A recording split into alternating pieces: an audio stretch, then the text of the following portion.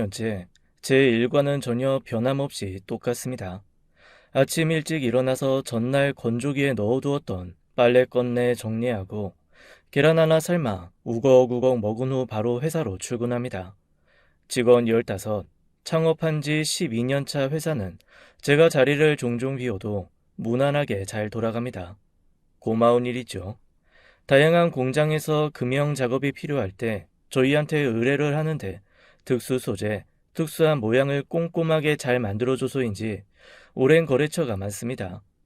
작년에는 모두가 불황이라고 다 문 닫을 때 저희만 생산 라인을 2개나 늘렸을 정도로 사업은 탄탄대로입니다. 하지만 개인적으로는 그다지 행복하지 못합니다. 10년 전 아내가 죽었거든요. 아니, 법적으로 죽었다는 결정이 난 거죠. 마치 증발하듯 사라졌으니까요. 저는 지금도 그날을 생각하면 가지 말라고 말리지 못한 제가 너무 원망스럽습니다. 아내와 저는 어렸을 때부터 한 동네에서 자란 친구입니다.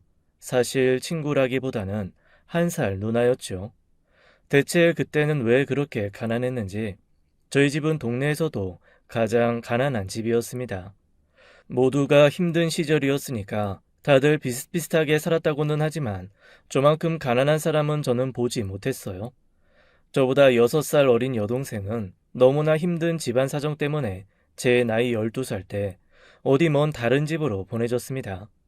그때는 입양이라고 생각했지만 나중에 커서 상황과 정황을 따져보니 그냥 조금 사는 집에 식모로 보내진 거였더라고요. 그 여동생과는 지금까지도 연락이 되지 않고 서로 행방을 모릅니다. 이렇게 가난한 삶에도 저희 부모님은 어떡하든 저에게만 많은 걸 해주려고 하셨어요. 여동생에게는 너무 미안하지만 딸보다는 아들, 그 아들 하나 잘 키워보자는 결정을 내리신 겁니다. 일단 돈 벌어서 집에 보탬될 생각하라는 말 없이 학교를 보내주시는 것만 해도 감사했죠. 저보다 한 학년 위였던 아내는 동네 누나이자 친구이자 저한테는 은근한 조력자였습니다. 본인도 먹을 게 없을 텐데 계란 하나이라도 도시락에 싸오는 날에는 꼭 절반을 나눠서 저한테 건네주곤 했어요. 간신히 학교는 다니고 있었지만 도시락까지 쌀 형편은 안 되었거든요. 그래서 늘 점심 먹을 때가 되면 슬그머니 학교 수도가로 나와 주저앉아 있었습니다. 그거 아세요? 물도 너무 많이 먹으면 뭔가 울렁울렁하면서 구역질이 납니다. 한 번은 고픈 배를 감추려고 물을 너무 많이 먹었다가 머리가 핑 돌아 구역질을 하면서 쓰러진 적도 있었어요. 그때 처음 알았습니다. 사람이 소금기 없이 맹물을 너무 많이 먹으면 오히려 탈이 난다는 것을 말입니다. 몸에 물이 많이 들어왔음에도 불구하고 탈수 증상이 일어난다네요. 지금에서야 삼투압이니 뭐니 이런 과학적 지식을 가지고 깨닫는 바이지만 그때는 아무것도 몰랐습니다. 그래도 제 상태를 보고 동네 할머니 한 분이 소금 퍼먹어야 된다고 말씀하셔서 연하게 탄 소금물을 홀짝홀짝 아주 조금씩 마시고 그제야 정신이 들었던 경험도 있습니다. 그렇게 부른 배보다는 고픈 배가 익숙했던 제게 아내가 하나씩 건네주는 계란 반쪽은 정말 천국의 음식 같았습니다. 그리고 5학년 때 만난 제 친구 철중이, 그 녀석은 제 생명의 은인입니다. 철중이는 처음 전학 왔을 때부터 별명이 왕자님이었어요. 아무도 그 아이의 이름도 모르고 그냥 오늘 새로 전학 온 친구야 라는 선생님 말씀과 함께 저벅저벅 교실로 들어오는 모습만 보고 첫 마디에 왕자님이라는 말이 나왔습니다. 저뿐만 아니라 반에 있던 애들이 모두 왕자님이다, 왕자님이다 하고 중얼거렸을 정도니까요. 그 시절에 양장점에서 맞춰 입은 듯한 멋들어진 수트를 딱 입고 2대8 가름말을 하고 나타난 그 아이는 꼬질꼬질한 시골 녀석들 사이에서 단연 궁계 일학이었습니다. 처음에는 다들 서울 뺀질이라며 철중이를 놀리거나 따돌렸죠. 그런데 철중이를 직접 겪어본 이후에는 모두 철중이와 친해지고 싶어서 엄청 달려들었습니다. 전혀 잘난 척하는 것도 없었고 가진 걸 잘 베풀기도 했을 뿐더러 일단 몹시 유머러스했거든요. 지금에서야 생각하는 거지만 부유한 지갑에서 넉넉한 인심이 나오는 그런 게 어린 철중이한테 있었던 것 같습니다. 당시만 해도 저는 그저 가난하고 숫기 없는 아이여서 늘 모두가 철중이 옆에서 웅성거릴 때 혼자만 뒤에서 힐끔거렸거든요. 그런데 그런 저에게 철중이가 먼저 다가와 줬습니다. 어느 날 저한테 이렇게 말을 걸더라고요. 너 우리 집 놀러 갈래? 내가 왜? 아니, 놀러 오라는 말에 왜가 어딨어. 그냥 난 너랑 친해지고 싶은 거야. 우리 집에 가서 놀자, 어? 그래? 그래, 알았어. 놀러 갈게. 좋아. 오늘 학교 끝나고 어때? 알았어. 그렇게 어색한 대화 끝에 저는 그날 바로 철중이네 집에 놀러 갔습니다. 그리고 처음으로 꿈이라는 게 생겼어요. 이런 집에서 이런 거 먹으면서 살고 싶다라는 꿈이요. 철중이의 집은 빨간색 벽돌이 차곡차곡 쌓여져 지어진 멋진 2층 양옥집이었습니다. 어린 제 눈에는 마치 어느 궁궐처럼 넓어 보였고 온통 비싸고 고급스러운 것들로 가득 차 있는 것처럼 보였습니다. 이 집은 대체 신발을 어디서부터 벗어야 하나 하는 고민을 했던 것도 기억나고 방 옆에 바로 화장실이 붙어 있다는 것에 충격을 받았던 것도 기억납니다. 지금 생각해보면 100평 정도 되는 땅에 50평 정도 되는 집이었던 것 같아요. 지금도 좁은 집이라고는 할 수 없죠. 철중이는 그 집에서 할머니, 할아버지, 부모님, 형, 누나와 함께 살고 있었습니다. 그런데 다들 얼마나 화목하고 서로 다정한지 꼭 동화 속에서 보는 그런 집 같았어요. 제가 놀러 가자 예쁜 앞치마를 입고 요리를 하시던 철중의 어머니는 벌써 새 친구를 사귀었냐며 너무 반가워하시고 저에게 진수성찬을 차려주셨습니다. 그때 저는 처음으로 불고기도 먹어보고 잡채도 먹어보고 돼지고기 비계가 아닌 소고기로 한 장조림도 처음 맛봤습니다. 처음에는 걸씬 들린 듯이 정신없이 먹다가 조금 정신 차리니 집에 있는 엄마 아빠가 마음에 걸리기 시작했습니다. 그날 아침 밥상에서도 그나마 쌀알 건더기가 있는 죽은 제 앞에 놓여 있었고 부모님은 멀건 물이 대부분인 죽그릇을 놓고 식사를 하셨거든요. 두 분의 힘없는 얼굴이 떠오르면서 갑자기 마음 한구석이 콕콕 찔려오더라고요. 갑자기 제가 먹는 속도가 뚝 떨어지고 반찬을 깨작깨작 하고 있으니 눈치 빠른 철중이 할머니께서 저한테 슬그머니 물어보셨습니다. 아이고, 그 나이가 접시까지 씹어먹을 나이인데 뭔가 네가 마음에 걸리는 게 있구나. 왜? 음식이 입에 안 맞아? 아니면 뭐 다른 거 해줄까? 아니에요. 맛있어요. 맛있게 먹고 있어요. 그런데 우리 강아지 친구 뭔가 마음에 걸리는 게 있는데 눈에 고민이 왔다 갔다 하는 게 이 할미 눈에는 보이는데 할머니한테는 말해도 돼. 할머니한테 얘기해봐. 사실은 엄마 아빠가 좀 생각나서요. 엄마 아빠도 이런 거 드시면 좋아하실 텐데. 제가 그 얘기를 하자마자 식탁에는 정적이 감돌았습니다. 그리고 태어나서 그렇게 칭찬을 들어본 건 그때가 처음이었던 것 같아요. 이런 효자가 어디 있냐느니, 가정교육 잘 받았다느니, 이런 친구라면 너무 안심이라느니, 제가 태어나서 받을 수 있는 칭찬이라는 칭찬은 그날 그 식탁에서 다 받은 듯 했습니다. 할머니께서는 저를 토닥토닥 해주시면서 부모님 거 충분히 싸줄 테니 여기서 넉넉히 먹고 가라고 하시더라고요.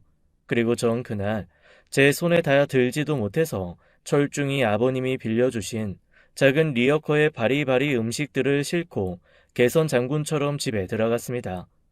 차로 데려다 주신다는 걸 듣고 작은 리어카를 빌려달라고 고집을 피웠어요. 어린 마음에 내가 가져왔다. 내가 직접 다 이고지고 왔어. 라는 걸 부모님께 보여드리고 싶은 마음이었던 것 같습니다. 그리고 그날 이후 철중이는 꼭 도시락을 2개씩 싸서 학교를 오기 시작했습니다. 도시락 양도 엄청 많아서 제가 점심때 충분히 먹고 절반쯤 남겨 집으로 가져갈 수 있을 정도였어요. 그렇게 초등학교, 중학교, 고등학교까지 저는 철중이 어머님이 싸주시는 2끼 도시락, 어쩔 때는 3끼 분량은 넉넉히 되는 그 도시락을 먹으며 학교를 다녔습니다. 철중이는 집에 과외 선생님도 오고 따로 공부 봐주는 사람도 집에 있었어요. 그리고 그렇게 배운 노하우를 저한테 슬그머니 알려주곤 했습니다. 저와 철중이 모두 1등, 2등을 왔다 갔다 하며 중고등학교를 다녔고 어느새 절친 넘어 약간 영혼의 동반자 같은 그런 사이가 되었습니다. 다행히 둘 다 비슷한 학교, 원하는 과에 진학을 하게 되었습니다. 대학교를 가서도 저희는 친하게 지냈어요. 아, 그리고 제 첫 대학 등록금도 철중이네 부모님이 내주셨습니다. 제가 꼭 나중에 갚겠다고 했더니 그때 철중이 아버지가 저한테 처음으로 역정을 내시더라고요. 야, 이놈아. 이만큼 우리 집에서 밥 먹고 드나들었으면, 너도 이제 좀 아들놈처럼 유들유들 둘러붙고, 이 넙죽넙죽 받기도 하고 그래라.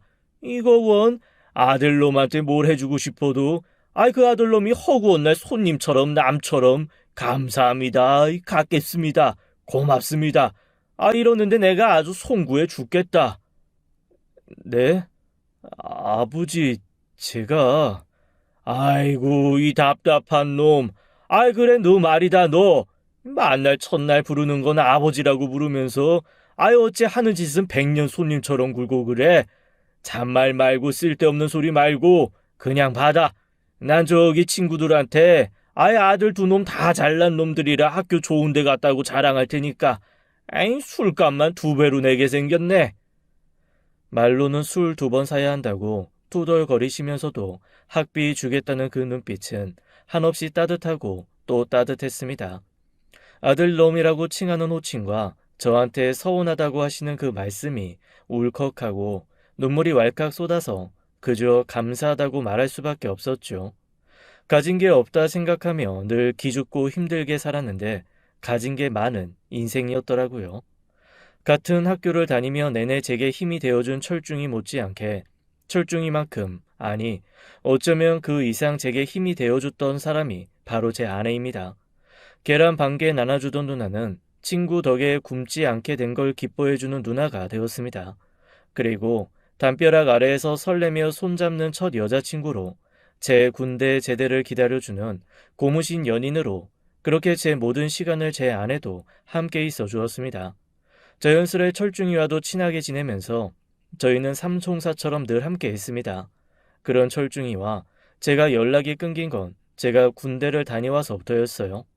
군대에서 조금씩 연락이 뜸해지길래 무슨 일이 있나 궁금하면서도 군대라는 특성상 연락이 쉽지 않았거든요. 그래서 아내한테 대신 철중이의 안부를 물었는데 처음에는 간간히 소식을 전해주던 아내가 어느 순간부터 제게 말을 해주지 않더라고요. 철중이 요즘 집 사업 때문에 엄청 바빠. 아버지랑 출장 다니고 그러느라 정신없나 봐. 학교도 휴학했대. 와, 그 녀석 벌써부터 경영 수업이야? 취직 걱정은 없겠다. 부럽다, 부러워. 그렇지 뭐. 그러니까 연락 기다리지 말고 건강하게 제대나 해. 나와서 만나면 되지 뭐. 그래야지 뭐. 바쁘다는데 어떡해. 안 그래도 자식, 면회 한번 안 오는 건 좀 서운하네. 내가 그래서 2배로 오잖아. 야, 보통은 남자친구는 오지 말라고 하고 여자친구 한 번 더 오는 거 그거 반가워하거든? 아유, 어째 나는 만날 경쟁 상대가 철중이야. 자존심 상해. 에이, 무슨 말이야. 우리 자기가 최고지. 그때는 몰랐습니다. 철중이가 왜 저를 찾아오지 못했는지 말입니다. 나중에 제대하고 나서야 알았습니다. 철중이네 집이 정말 크게 망해서 식구들이 뿔뿔이 흩어졌고 철중이도 해외로 일을 하러 나갔다는 얘기였어요. 혹 그 소식을 듣고 제가 군대에서 돌발 행동이라도 할까봐 제 아내와 철중이가 저한테 철저하게 그 소식을 숨긴 거였습니다. 너무나 마음이 아팠습니다.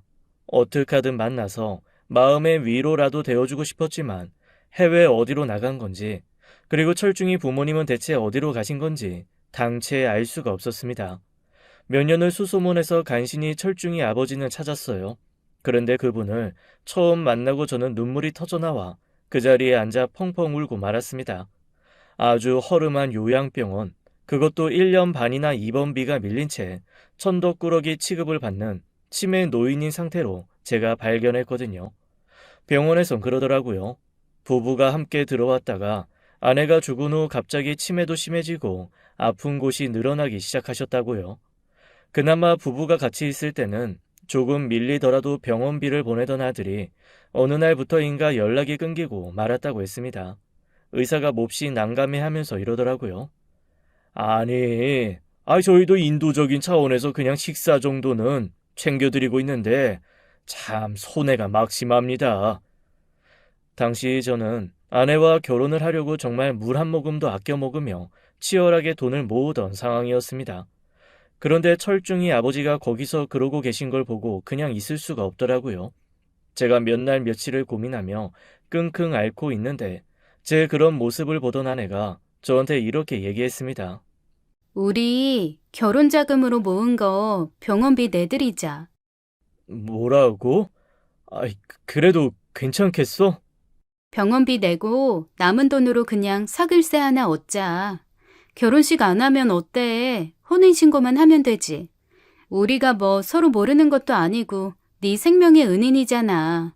너 이분 아니었으면 대학도 못 다니고 지금처럼 회사도 못 들어갔어. 이런 거 모른 척하는 거 사람 아니야. 그러니까 병원비 대드리자. 저는 아내의 그 말 한마디에 결심을 하나 했습니다. 앞으로 살면서 아내가 그 어떤 잘못을 하고 저한테 못되게 굴고 혹 저한테 폭력을 휘두르는 한이 있어도 오늘 이 순간을 기억하며 아내를 사랑하고 용서하며 살기로요. 그만큼 고마웠거든요.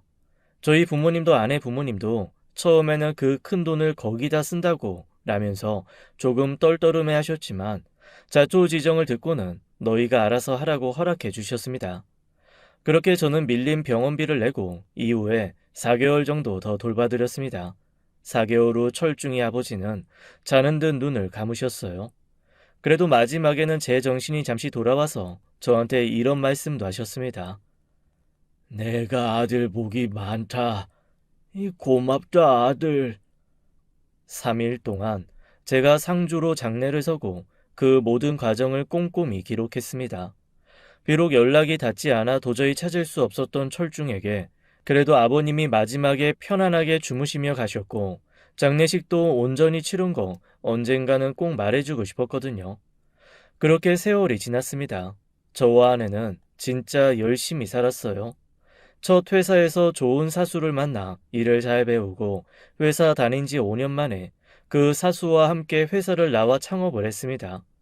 창업한 회사는 몹시 잘 되었고 도저히 회사를 하나로 운영하지 못할 정도로 덩치가 커졌습니다. 결국 저와 함께 창업을 했던 사수는 회사가 안정된 지 4년 차에 일부 사업을 떼서 다시 독립을 했습니다. 그 이후 저희는 지금까지도 좋은 파트너 관계를 유지하며 각각 회사를 운영하고 있습니다. 아내는 저희 회사의 전반적인 살림을 맡아주고 저는 운영 그리고 공장 제조 현장을 살피는 일을 맡았죠. 그러다가 3년쯤 지났을까? 저희 나이가 40이 넘었을 때 아내가 저한테 그러더라고요. 일만 이렇게 하고 살다 보니 아무래도 아이가 안 생긴 것 같다고 말입니다. 사실 저는 어느 정도 포기를 하고 있었거든요. 그동안 너무 바쁘고 서로 정신없기도 했지만 자연스럽게 아이가 생기지 않고 각자 너무 일이 바쁘다 보니 어영부영 시간이 지나고 말았던 거죠. 아내가 아이를 좋아하는 건 알고 있었지만 나이가 35이 넘어가고 그때부터는 슬슬 아이가 생겨도 좀 부담스럽지 않을까라는 생각에 따로 노력을 하진 않았어요. 저희 부모님은 어렸을 때 여동생을 다른 집에 보내버리고 지금까지도 생사를 알 수 없다는 트라우마가 있으셔서 그런지 저희에게 아이에 대한 얘기는 일절하지 않으셨습니다. 아내도 부모님 일찍 돌아가시고 멀리서 살고 있는 여동생만 하나 있는 상태여서 딱히 저희에게 아이에 대한 스트레스를 주는 대상은 없었던 겁니다. 그런데 아마 본인이 워낙 아이를 좋아하다 보니 아이 없는 게 고민이 되었던 모양입니다. 더 늦기 전에 지금이라도 집에서 좀 쉬면서 아이를 갖고 싶다고 하더라고요. 저는 회사도 안정됐고 아내도 그동안 저 때문에 단 한순간도 쉬지 못하고 일만 했으니 아이를 갖건 가지지 않건 일단 휴식을 좀 취하라고 했습니다. 그렇게 제 아내는 어쩌면 태어나서 처음으로 자기만을 위한 시간을 가지기 시작했어요. 너무 행복해 하더라고요. 이것저것 문화센터에서 다양한 것도 배우고 비슷한 취미 생활하는 친구들도 만나서 함께 시간을 보내기 시작했습니다. 그리고 그 사람들과 놀러 가는 일도 종종 만들더라고요. 그 모든 게 다 저는 좋았습니다. 저야 일을 하며 거기에 대한 책임을 져야 되는 사람이니까 그런 시간을 갖기가 어려웠지만 아내가 저 때문에 즐기지 못하는 건 한편으로는 좀 미안하기도 했거든요. 그래서 한 번도 아내가 어디 놀러 가겠다, 뭔가 해보겠다라고 했을 때 말려본 적은 없습니다. 그런데 아내가 어느 날 친구들과 3박 4일로 래프팅을 하러 가겠다는 거예요. 지금에야 강 곳곳에 래프팅하는 곳이 많이 생기고 안전장치도 충분히 되어 있지만 그때만 해도 그다지 안전하다는 의식은 없었거든요. 그런데 그 친구들 중 하나가 해외에서 카누를 좀 탔던 사람인지 배를 타고 강을 느끼는 것에 대한 칭찬을 엄청 한 모양이었더라고요. 그게 꼭 해보고 싶다고 저한테 몇 날 며칠을 졸라서 조금 불안하고 걱정되긴 했지만 허락을 해줬습니다. 그리고 저는 그날 그렇게 허락한 제 자신을 10수년째 스스로 원망하면서 살고 있죠. 래프팅을 갔던 아내가 돌아오지 못했거든요. 당시 제가 할 수 있는 모든 걸 했습니다. 경찰이 더 이상 수사를 못한다고 포기한 후에도 민간 잠수사며 수색대를 꾸려서 그 일대를 정말 샅샅이 찾았습니다. 아내와 함께 배를 탔다가 뒤집어진 후에 구출된 사람들은 일단 그 상황이 너무 정신이 없어 아무것도 기억을 못하더라고요. 그저 눈물만 흘리며 발을 동동 구를 뿐 아내를 찾는 데는 조금도 도움이 되지 않았습니다. 그렇게 몇 주 뒤 저는 아내가 입었던 옷과 신발만 찾을 수 있었고 행방은 찾지 못했습니다. 졸지에 아내를 잃게 된 거죠. 믿을 수 없어서 사망 신고도 하지 못했어요. 그런데 참 법이라는 게 잔인하더라고요. 실종 후 일정 기간 동안 사망 신고를 하지 않으면 안 된다고 하도 주변에서 체근을 하길래 어쩔 수 없이 아내 사망 신고를 하고 돌아온 날 저는 차 안에서 온몸이 부셔져라 울었습니다. 왜 제 주변에서 저를 행복하게 해줬던 사람들은 다 이렇게 마지막 인사도 없이 떠나버리는 건지 견딜 수가 없더라고요. 딸보다 더 사근사근하게 일상 대소사를 착착 챙기던 며느리를 잃은 저희 부모님은 쇼크로 시름시름 앓으시다가 아내의 사망 신고를 한 지 몇 년 뒤 차례로 돌아가셨습니다. 정말 세상에 저 혼자만 남은 셈이었죠. 아무와도 연락을 하고 싶지 않아서 그냥 묵묵히 기계처럼 회사 일만 하며 살았습니다. 그런데 어느 날 낯선 번호로 전화가 오더라고요. 전화 속 주인공은 초등학교 동창 녀석이었습니다. 한 동네에서 야, 이 자식아, 이놈아, 저놈아 하면서 자랐던 사이라 그런지 이렇게 긴 세월이 지나 어린 나이에서 중년을 지난 나이가 됐는데도 딱 목소리 듣고 나니 그때 그 시절로 돌아가더라고요. 정말 10수년 만에 제 몸에 생기가 도는 것처럼 느껴졌습니다. 그 친구는 학교 다닐 때부터도 오지랖이 넓더니 여전하더라고요. 지금도 뭐 달고 있는 타이틀이 한두 개가 아니었습니다. 무슨 로터리 클럽 회장, 동네 재개발 위원장, 아파트 동대표, 획득할 수 있는 타이틀이라는 타이틀은 다 가진 그 녀석이 글쎄 저한테 이러더라고요. 야, 이번에 나 동창회 회장 됐잖아. 그래서 회장님이 이렇게 연락처 알아내서 사방에 전화 돌리고 있는 거다. 동창회? 야, 우리 학교가 동창회가 있었냐? 아, 있었지. 몇 년 전부터 아름아름 모이기 시작했어. 이게 우리나라 사람들이 무서운 게 한 달이 건너면 다 알아. 처음에는 한 3명 모였다가 지금은 30명이 넘게 모여. 내가 너도 이렇게 알아내서 연락을 했잖냐. 그나저나 너 좀 살겠더라. 아주 사업체가 튼실해. 어때? 이번에 동창회 나올 거냐? 잘 나가는 친구가 한턱 좀 싸주고 가면 안 되냐? 글쎄다. 갈 시간이 있을지. 야, 너 그렇게 혼자서 세상이랑 교류 안 하고 살다가 고독사 해. 그래도 친구라도 만나야, 어? 한 분씩 안부 전화해줄 사람도 생기고 그러는 거지. 아이, 나와 잔말 말고 정말로 숟감 내라고 안 할 테니까. 동창의 말을 듣고 쓴웃음이 지어졌습니다. 분명 제가 아내를 잃고 첩거하다시피 살고 있다는 걸 안개죠. 이 오지랖 넓은 놈이 그냥 저를 그냥 둘 수 없었나 봅니다. 아, 맞다, 참. 그리고 너 철중이 알지? 갑자기 귀가 번쩍 뜨였습니다. 제가 그 이름을 어떻게 모르겠어요. 제가 너무 놀라서 목소리가 2톤쯤 올라간 채 다시 되물었습니다. 철중이? 야, 철중이 연락돼? 와, 이 녀석 봐라. 내가 전화했을 때는 다 죽어가는 목소리로 시큰둥하게 봤더니 철중이 이름 듣자마자 목소리 이게 뭐냐? 야, 나 서운해. 아니, 야, 쓸데없는 소리 하지 말고 철중이랑 연락돼? 철중이 외국 나가가지고 아무도 연락 안 되는 거 아니었어? 그러니까 세상이 좁다니까. 너 재준이 알지? 걔가 해외에 나갔다가 길거리에서 철중이 만났잖아. 그래서 그때 그랬대. 언제 한국 들어올 거냐고. 들어오는 김에 동창회 나오라고. 그렇게 된 거야. 철중이 걔도 한국 떠나 있는지 오래돼가지고 한국에 아무도 아는 연락처 없고 자기 부모들도 다 어떻게 됐는지 모른다고 그러더래. 야, 그 철중이 번호 좀 내놔봐. 어? 나한테 없는데. 재준이도 철중이 번호는 없대. 뭔가 연락처 주는 걸 꺼리는 것 같아서 그냥 자기 연락처만 주고 왔다고 하더라고. 그런데 어젠가 동창이 언제냐고 자기 한국 들어왔다고 연락 와서 내일이라고 말해줬다 하더라고. 그러면 내일 철중이도 나오는 거야? 그러지 않겠냐? 나오려고 하니까 언제냐고 물어봤겠지. 동창농가 전화를 끊고 저는 다음날 동창회를 나가기 전까지 단 한숨도 잠을 자지 못했습니다. 간절히 바라면서 말이죠. 마치 첫사랑을 만나는 것처럼 두근거리는 마음으로 저는 30년 만에 동창회를 나갔습니다. 아니, 초등학교 졸업하고 나니까 거의 40년 만이기도 했네요. 다들 머리는 벗겨지고 주름은 자글자글한데 어째 다 옛 모습들은 남아있더라고요. 처음에 서로 통성명하고 너 많이 늙었다, 어쨌다 이 얘기 저 얘기 한 번씩 오가고 나니까 그 다음부터는 바로 4학년, 5학년 꼬맹이들이 돼서 떠들기 시작했습니다. 그런데 미리 주문한 식사가 나오고 얼추 식사 자리도 거의 끝날 때까지 철중이는 오지 않더라고요. 문소리만 나도 제가 자꾸만 뒤를 휙휙 돌아보니까 저한테 전화했던 친구 녀석이 저를 툭 치면서 이러는 겁니다. 아이고, 연인 기다리는 것도 아니고 그렇게 철중이가 보고 싶냐? 근데 어쩌냐? 그러게, 내가 그놈한테 꼭 할 말이 있고 해줘야 할 말이 많은데.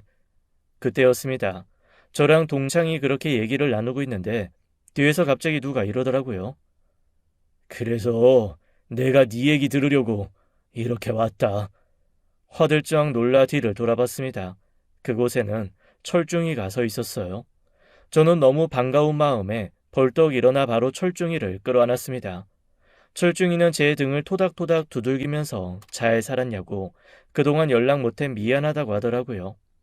앞에 약속이 있어서 저녁을 먹고 왔다며 그냥 앉아서 제 앞에 있는 소주 한 잔 탁 먹던 철중이는 다들 식사가 끝나고 나갈 때쯤 저한테 그랬습니다. 어디 다른 데 가서 한 잔 더 할까?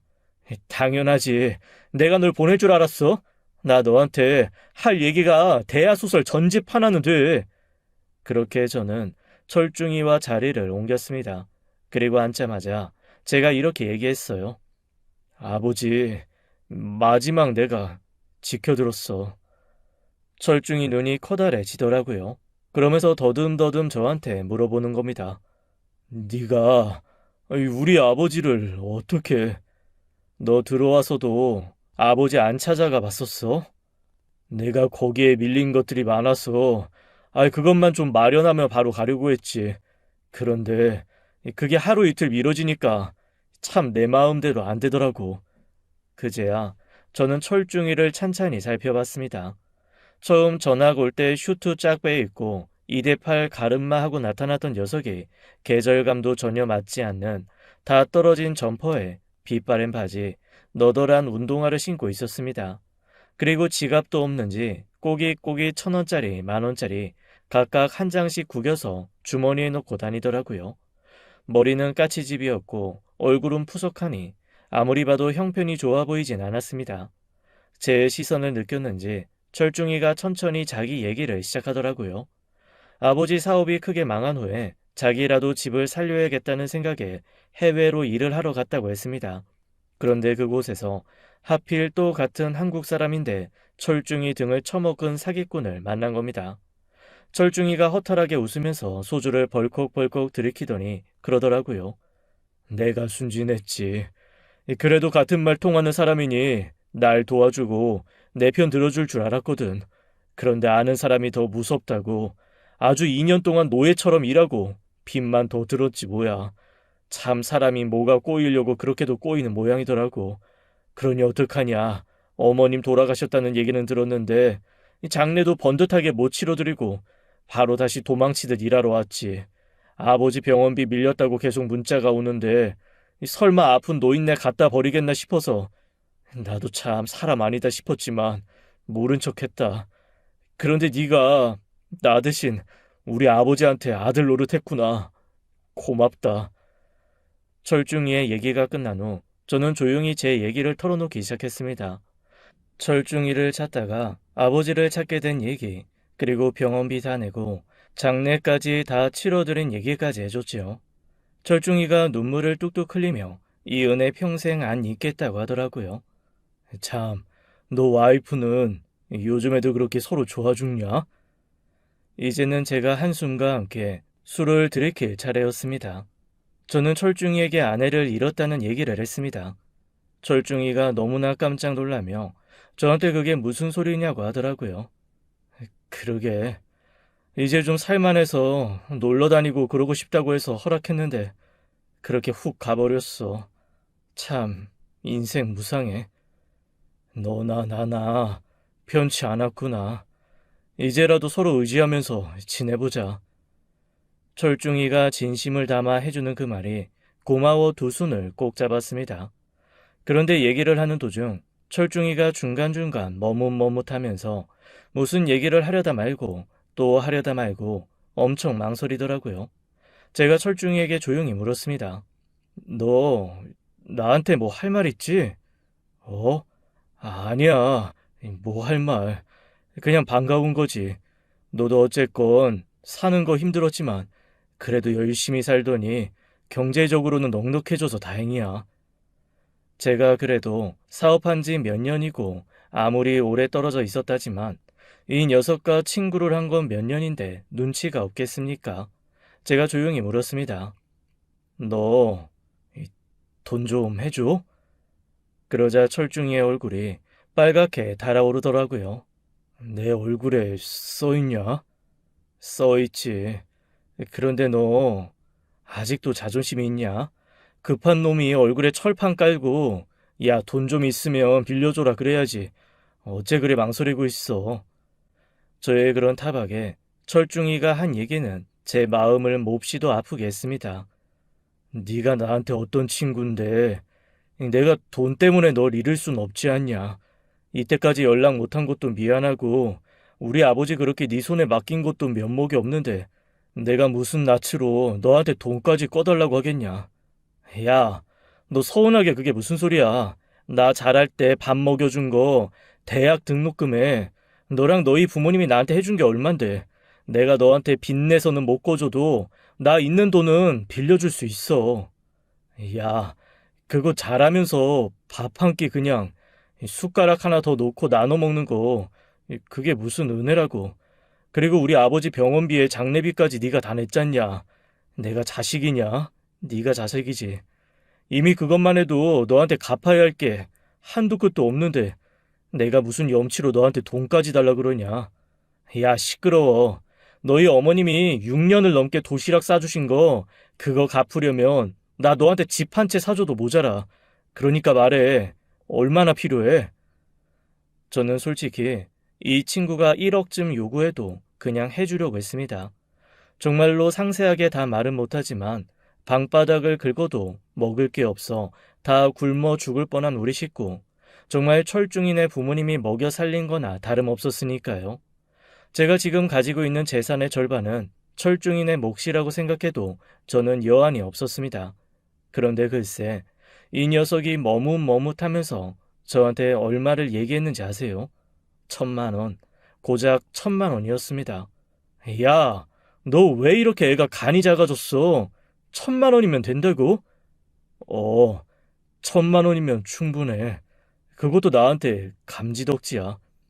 그러면서 고개를 푹 숙이고 소주잔을 훌쩍 하는 모습을 보는데 마음이 너무 안 좋더라고요. 사람이 돈 때문에 저렇게 기죽는 거 보는 게 참 마음 어렵게 하는 일이라는 걸 처음 깨달았습니다. 저는 벌떡 일어나서 술집을 나가면서 철중에게 얘기했습니다. 너 여기 꼼짝 말고 앉아있어. 나 잠깐 어디 좀 나갔다 올 테니까. 저는 그날 저녁 4군데 ATM 기계를 돌아다니며 있는 현금 싹싹 긁어 모아 2,000만 원을 만들었습니다. 그 돈을 봉투에 꾹꾹 눌러 담아 술집으로 돌아와 철중에게 내밀었습니다. 2천이야. 1,000만 원은 빌려주는 거고 1,000만 원은 그냥 주는 거야. 그러니까 나한테 돈 갚으려고 아둥바둥하지 말고 그냥 조금 편하게 살아. 그리고 어디 잠잘 곳 없으면 우리 집 들어와서 나랑 같이 있어. 진심이야. 우리 집에 와서 같이 있어. 마누라도 없고 나도 쓸쓸해. 고마워. 진짜 고맙다. 내가 지금 벌려져 있는 일들 좀 수습되고 나면 꼭 다시 연락할게. 정말 고맙다. 그렇게 철중이는 저한테 고맙다는 말을 10번쯤 하고 2천만 원 든 봉투를 가슴 깊숙이 넣고 사라졌습니다. 1,000만 원은 갚으라고 했지만 저는 그 돈을 받을 생각은 없었어요. 만약에 제가 죽기 전에 철중이가 1,000만 원을 갚는다고 가져오면 그 자리에서 다시 돌려줄 마음을 굳게 먹고 있었습니다. 사실 저희 부모님이 돌아가시기 전까지 저한테 이런 말씀을 하셨어요. 제 아내 실종 사망 이후로 마음고생 많이 하시기도 하셨지만 그보다 더 오랫동안 부모님을 괴롭혔던 건 제대로 먹고 살 환경을 만들어주지 못했다는 거였나 봅니다. 저한테 당신들 재산은 안 챙겨도 좋으니 철중이 부모님 재산은 꼭 챙기라고 그렇게까지 말씀하실 정도였거든요. 저한테 철중이와 그 가족은 그만큼 소중합니다. 그런데 참, 이 녀석 저한테 돈 빌려가고 한 달 정도 지났나? 갑자기 제 계좌로 20만 원이 입금이 된 겁니다. 제가 전화해서 물어봤어요. 야, 너 이거 20만 원 뭐냐?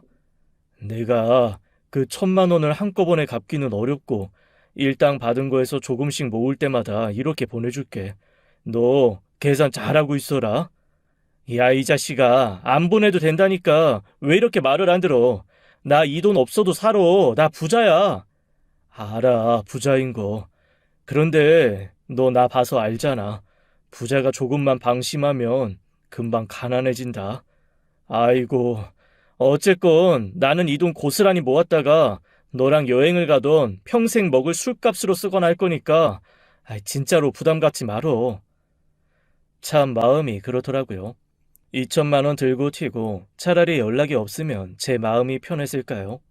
어디서 무슨 일을 하는지는 모르지만 10만 원, 20만 원 번 거 조금씩 떼어 모아서 이렇게 저한테 보내주는 그 마음이 고맙기도 하고 슬프기도 하고 복잡한 심경이었습니다. 그래도 철중이가 다시 나타난 이후 예전보다는 마음이 많이 괜찮아지기 시작했습니다.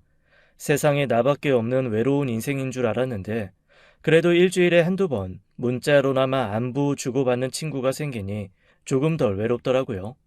그래서 나이 들수록 먼 친척보다 가까운 친구가 낫다고 하는가 보다 라는 생각을 할 때쯤 철중이가 저한테 만나자는 연락을 해왔습니다. 반가웠죠. 돈 빌려갔다고 혼자 눈치 보면서 만나지도 않을까봐 저 혼자 전전긍긍했었거든요.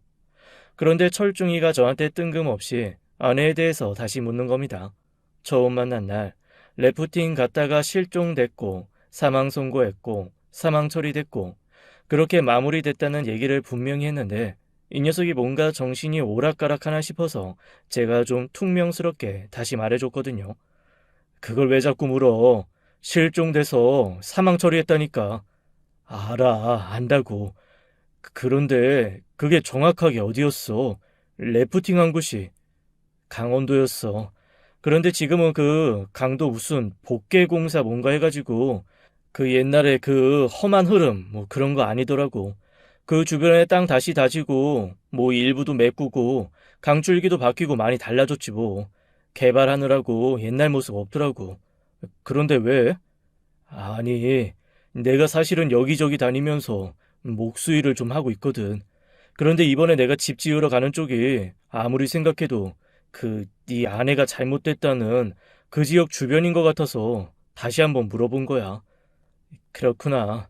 나는 거기서 와이프 옷 조각이랑 신발 그런 거 건져낸 이후로 그 근처는 바라보지도 않았어.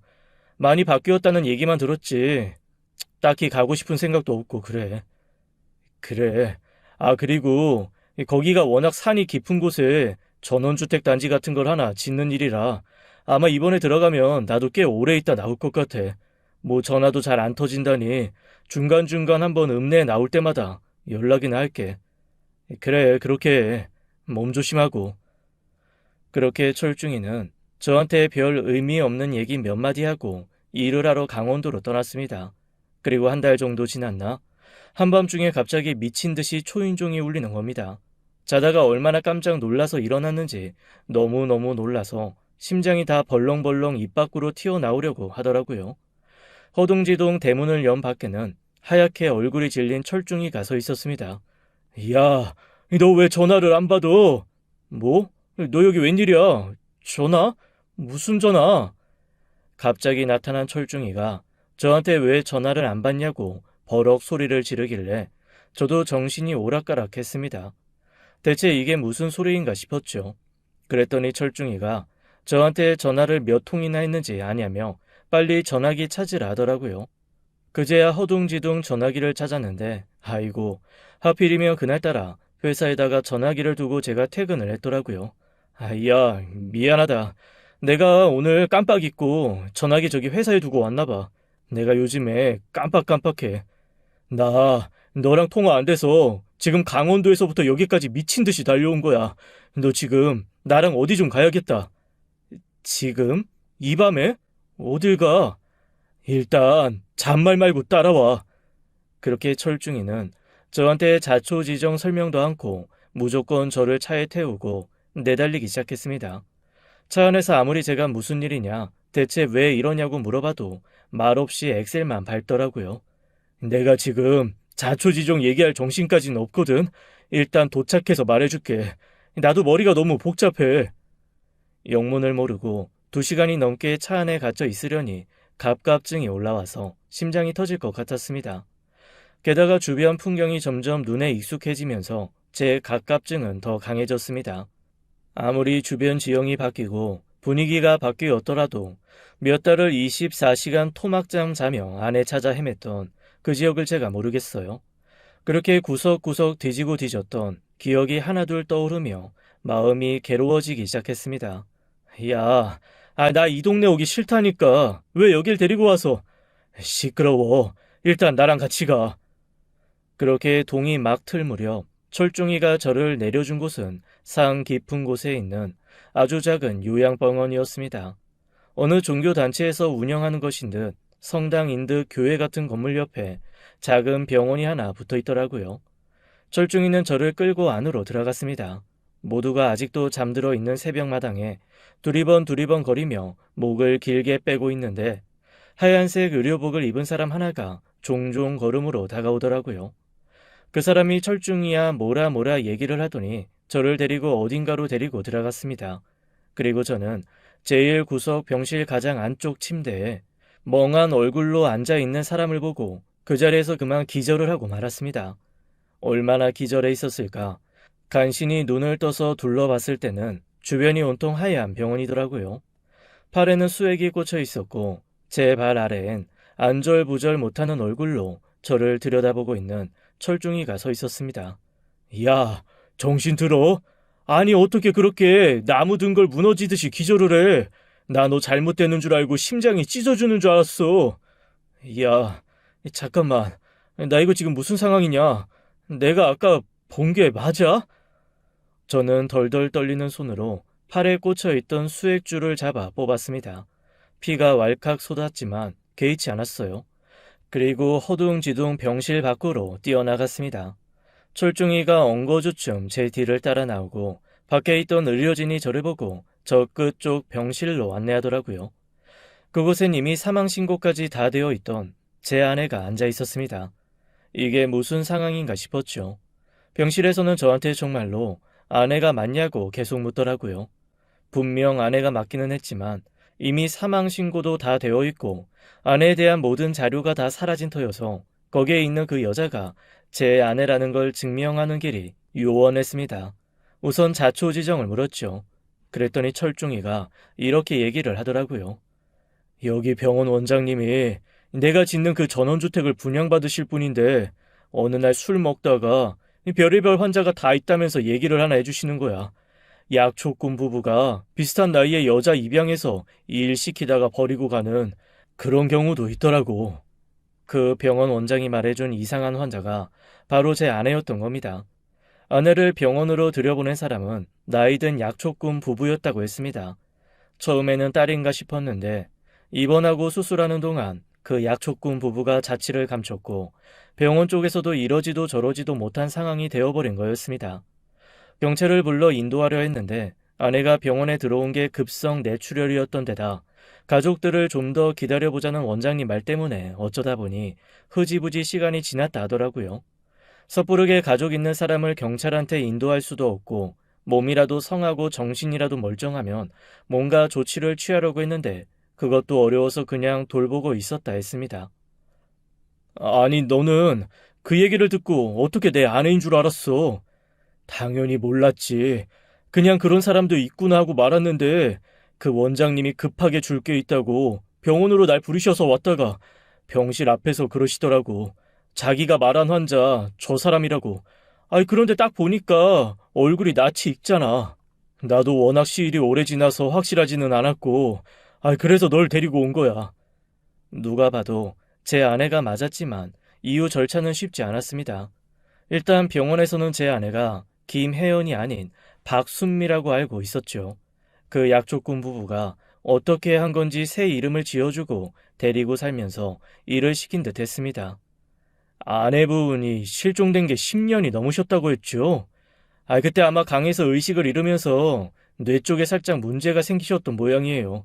일종의 기억 상실일 수도 있고 인지 부조화일 수도 있는데 그런 상황에서 내가 네 엄마다 하는 사람을 만나서 그냥 거기 눌러 살았었을 거예요. 한 번 다친 뇌라는 건 언제 터질지 모르는 화약고 같거든요. 두 번째는 몸도 못 견딘 거죠. 병원에 일단 들여보내긴 했는데 감당 못할 것 같으니 연락을 끊고 도망간 것 같고요. 의사 얘기를 듣고 저는 아내에게 가서 조심스레 그 앞에 앉았습니다. 10년의 시간 동안 아내는 전혀 다른 사람으로 살아왔더라고요. 예전에 밝고 예쁜 모습은 온데간데 없고 지치고 멍한 할머니가 제 앞에 있는데 어찌나 눈물이 나던지요. 제가 앞에서 울고 있으니 아내가 저를 가만히 바라봤습니다. 누나가 울면 지는 거랬지? 깜짝 놀랐습니다. 그 얘기는 평소에 아내가 저한테 맨날 하는 얘기였거든요. 1살 터울이라 평소에는 동갑처럼 지냈는데 아내는 꼭 자기의 불리한 상황이 오면 스스로를 누나라고 칭하면서 저를 한없이 어린 동생 취급을 하곤 했습니다. 여보, 나 기억나? 나 누군지 알겠어? 아내는 힘겹게 고개를 끄덕이더라고요. 그리고 살짝 굳고 일그러져 표현도 쉽지 않은 얼굴을 잔뜩 움직여가며 더듬더듬 저에게 말했습니다. 놀러 간다 해서 미안해. 그런데 왜 이렇게 날 늦게 찾아왔어? 미안해. 내가 다 잘못했어. 우리 이제 어디를 가더라도 꼭 같이 다니자. 어? 저는 병원에 그동안 밀린 돈을 내고 아내를 집으로 데려왔습니다. 병원비가 너무 많아서 살던 집은 처분해야 했어요. 어차피 혼자 살기에도 아내와 둘이 살기에도 너무 넓은 집이기는 했습니다.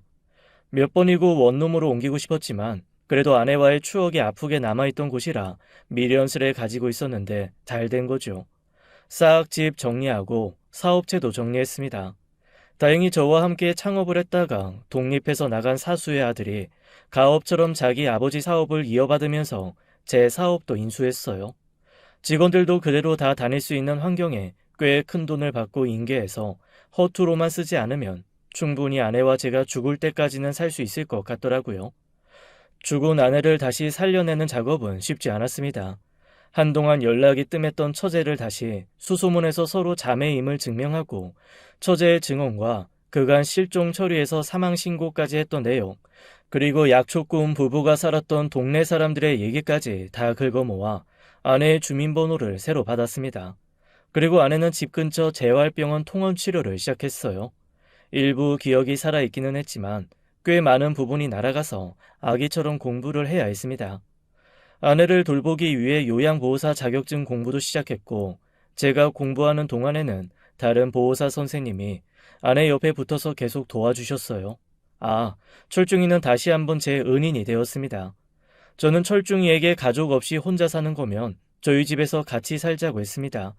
아내랑 철중이도 워낙 오랜 친구처럼 지내왔던 사이이고 꺼리 낄 것이 없이 오히려 젊은 시절에는 저보다도 더 친했거든요. 그랬더니 이 녀석 군 식구가 늘어나면 제가 더 힘들다며 극구 거절하더니 고맙게도 저희 집 근처로 이사를 와주더라고요. 언제고 자기가 필요할 때 불러서 함께 여생을 보내자고 말이죠. 못난이 삼형제처럼 저희 부부 그리고 철중이는 어디를 가도 함께 다닙니다. 아내는 마음이 편해져서 그런지 빠르게 건강을 찾고 있는 중이고 저 역시 아내의 건사하랴 철중이랑 티키타카하며 서로 놀리고 놀랴 오히려 회사 다닐 때보다도 훨씬 바쁘게 사느라 오히려 젊어진 느낌입니다. 항상 남자 둘에 여자 하나가 같이 다니니 동네에서는 나름 희한한 사람들로 유명해지기도 했죠. 알록달록 화려한 휠체어를 탄 여자 양옆에 남자 둘이 기사처럼 붙어서 다니니 대체 저게 무슨 조합인가 했다고 하더라고요. 사정을 알고 나서는 이웃들도 저희 부부를 적극적으로 도와주고 기억해 주었습니다. 이게 참, 그렇게 오래 이 근처에서 살았는데 한 번도 이웃의 정이나 도움 모르다가 뒤늦게 사람 냄새 맡으면서 사는 맛이 또 아주 쏠쏠하더라고요. 원래 제가 10년 전부터 입버릇처럼 하던 말이 있거든요. 오늘 자려고 누우면 그냥 신이 날 곱게 데려가 주셨으면 좋겠다는 말입니다.